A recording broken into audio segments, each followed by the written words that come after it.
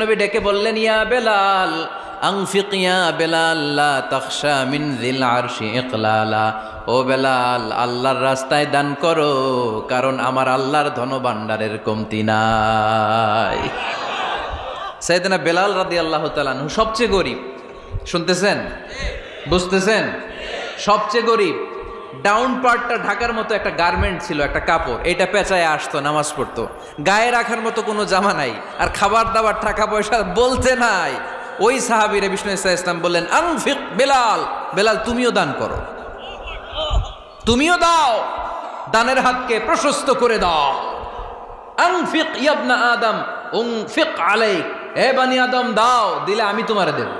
কেজির এটা হুজুরে দিয়ে দিলাম, এরপরে কেউ আমার 20 কেজি দিলে ওইটা ধরবো, ওইটা আবার আরেকজনরে দিব, এরপরে আরেকজন 30 কেজি দিলে ওইটারে ধরবো।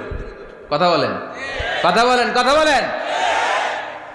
এজন্য আল্লাহ বললেন